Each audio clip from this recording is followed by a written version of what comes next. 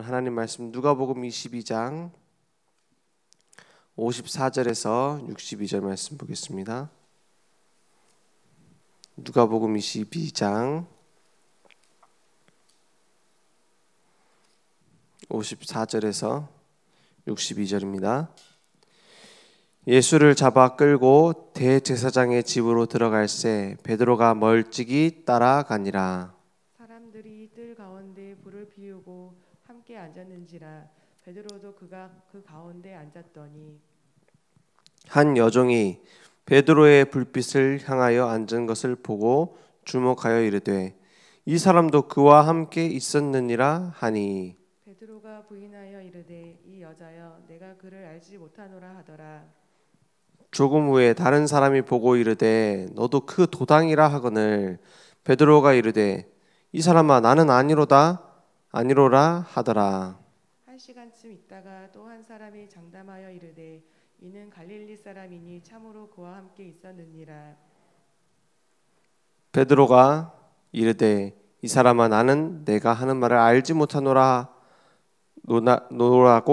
아직 말하고 있을 때에 닭이 곧 울더라.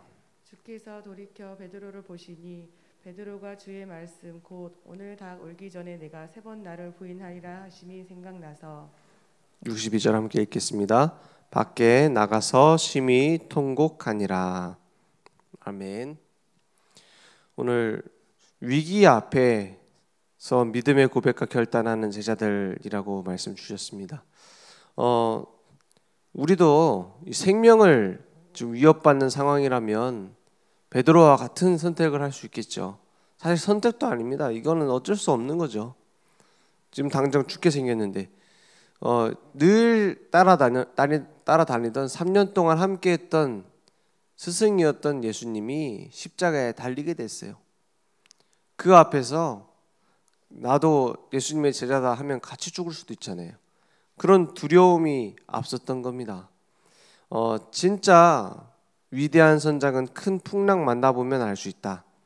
진짜 장군은 전쟁이 나봐야 안다 이랬어요. 충신도 문제가 있어야 나타난다 이렇게 우리는 얘기를 하죠. 근데 제자들도 위기 앞에서 배신하고 도망갔어요. 그러면 제자들이 그럼 잘못된 겁니까? 그 뒤에 중요한 변화의 사건이 일어납니다. 그 변화가 언제 되어집니까? 예수님이 십자가에서 죽으시고 난 이후에 부활하신 주님을 만났어요. 그리고 나서는 순교를 각오한 제자들이 됩니다. 오늘 우리에게도 내 힘으로 이길 수 없는 문제가 있다. 부활하신 주님을 만나면 끝나게 되어 있습니다. 다윗이 골리앗 앞에 나왔다. 블레셋 그 장군 앞에 나왔다 했을 때 많은 사람들이 비웃었을 겁니다. 그런데 다윗은 알고 있었습니다. 뭘 알고 있었죠? 확신이 있었어요. 내가 지금 나가는 건 이스라엘 대표로 나가는 것도 아니요. 내가 훌륭해서 나가는 것도 아니고 여호와 하나님께서 내 손을 잡고 함께 나오셨다는 것을 확신했어요. 그리고 그동안에 갈고 닦았던 하나님이 주신 달란트였던 그 돌 던지는 기술, 그걸 사용하도록 지금 하나님이 부르셨구나. 그 계획도 알고 있었습니다. 내 능력만 믿고 나간 게 아니고 하나님이 준비하셨다는 걸 알고 나갔어요. 그러니까 그 앞에 골리앗은 아무것도 아닌 겁니다. 사실은 우리가 문제 앞에서 나가는데 난 할 수 있다, 자신감으로 나간다. 분명히 베드로처럼 넘어지는 날이 옵니다. 내가 그 33절에 보니까 22장 33절에 보니까는 내가 주를 위하여 내가 주와 함께 오게도 죽는 데에도 가기를 각오하였나이다 해놓고 자기 자신 있게 다 얘기해놓고 무너졌잖아요. 내가 스스로 나가는 게 아니라 여호와 이름으로 나온다. 다윗은 그렇게 고백했어요. 오늘 우리의 산업에, 우리의 현장에, 우리 가정에 나는 이제 잘할 수 있다. 분명히 후회하는 무너지는 날이 옵니다. 내 능력으로, 내 힘으로, 내가 할 수 있다라는 긍정적인 사고로 분명히 무너진다니까요.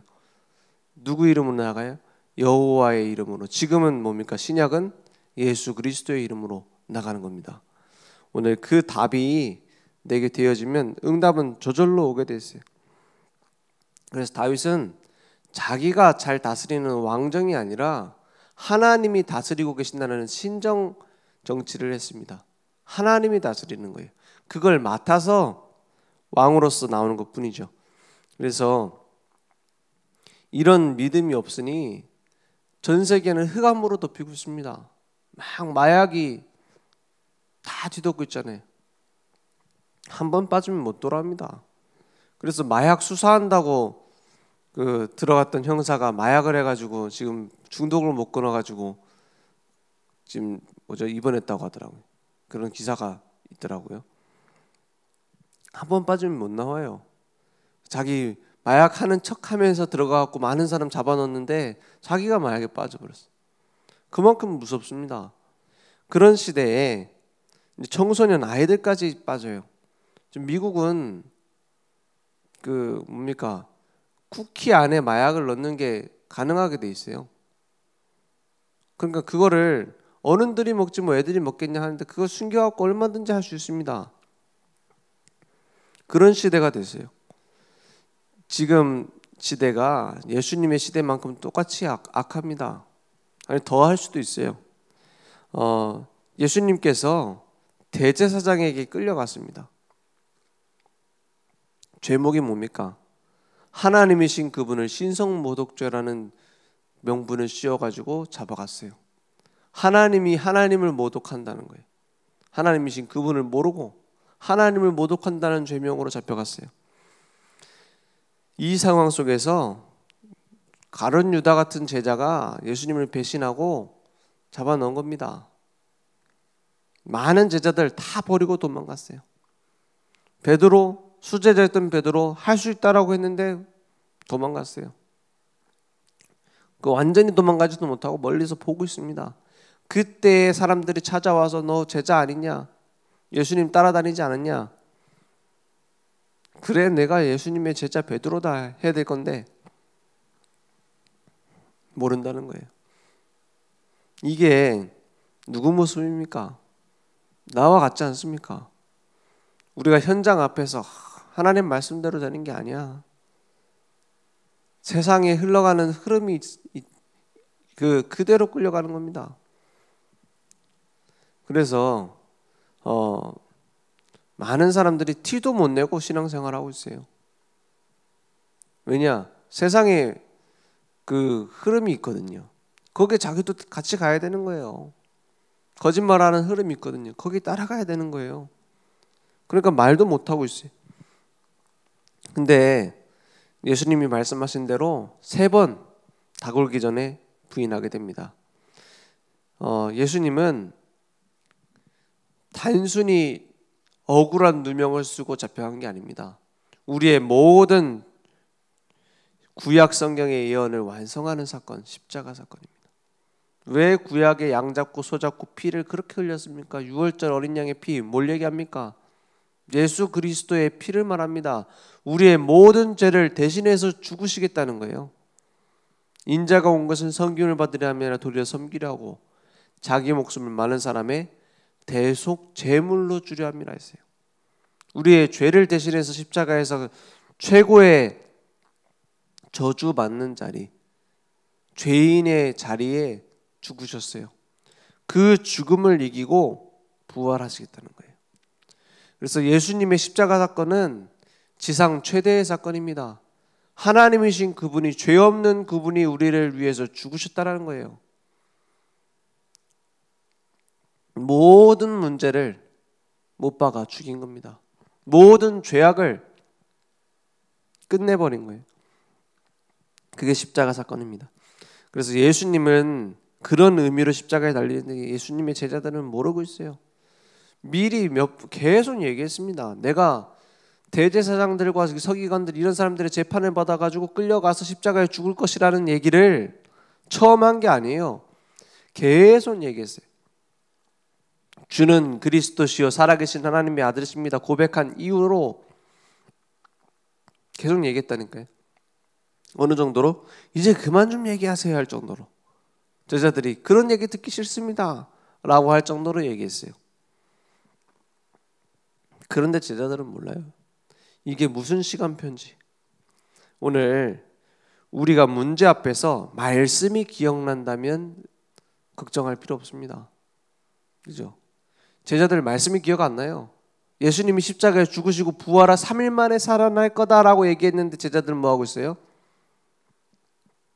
숨어가지고 모여 있어요. 도망가 있어요. 그러니까 예수님을 처음 발견한 여자들도 부활한다고 했던 그날이지 하고 온 게 아니에요. 뭐 때문에 왔어요? 예수님 시체 닦으러 왔어요. 믿는 사람이 없었어요. 왜냐? 불가능한 일이었기 때문입니다.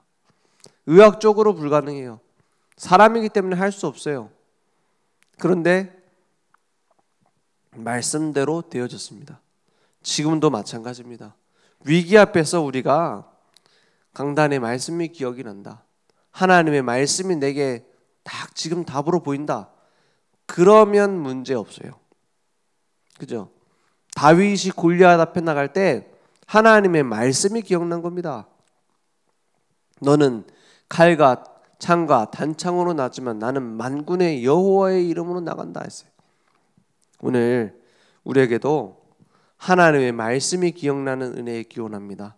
그래서 베드로가 그 이후로 바뀌어졌어요. 십자가에 죽으신 그리고 부활하신 예수님을 만나고 난 이후로 감람산이 회복되어지며 모든 게 바뀌었습니다. 예수 부활하신 주님과 만나 40일 동안 하나님의 미션을 받았어요. 그리고 나서 어떻게 달라집니까? 몇 달 지나지도 않았어요. 2달 만에 달라져서 한다는 게 뭡니까? 성전 미문에 앉은 맹이 일으켰더니 겁을 줘야 되겠다고 생각했겠죠. 베드로 성격을 잘 알잖아요. 3번이나 부인했던 베드로. 그 약점을 알잖아요. 그걸 불러서 어떻게 합니까? 창피를 주려고 했던 마음도 있었겠죠. 그리고 다시는 이런 짓 하지 말라는 경고입니다.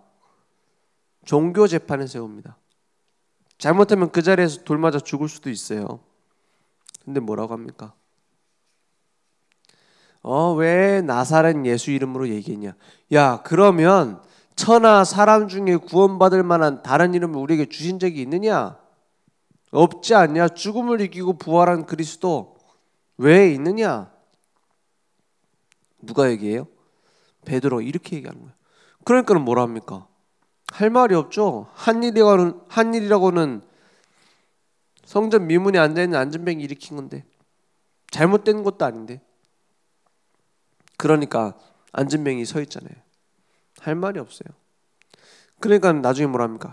그래 다음부터는 하지 마라. 그러니까 베드로가 뭐라 합니까? 우리가 이 일의 증인이다. 예수는 부활하셨다. 완전히 다른 사람이 됐어요. 오늘 나에게 하나님의 말씀이 담기는 하나님의 미션이 붙잡아지는 감람산 마가다락방의 언약이 회복되어지는 시간 되기 원합니다. 그래서 우리에게 하나님 요구하시는 건 하나입니다. 올바른 믿음의 틀을 가져라. 그 틀을 소유해라는 거예요. 그래서 올바른 복음을 주는 그리스도시요 살아계신 하나님이 아십니다. 그 고백이 나의 것이 되는 거예요. 나의 그리스도. 그냥 예수가 그리스도였다더라가 아니라 나의 그리스도로 모든 문제의 답으로 오직 그리스도를 누리는 겁니다.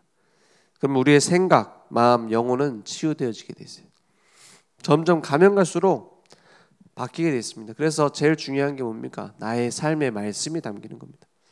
그 말씀을 묵상하고 나의 삶에 적용하는 겁니다. 그러면 응답이 아니라 응답의 자리에 가 있게 됐어요. 오늘 그 응답이 내게 회복되는 시간 되길 원합니다. 우리 기도하겠습니다. 하나님 감사합니다. 오늘 올바른 복음, 완전한 복음이 나의 것으로 기도로 담길 수 있도록 역사해 주옵소서. 우리의 삶에 전도로 적용되어지는 하나님의 말씀이 보일 수 있도록 역사해 주옵소서.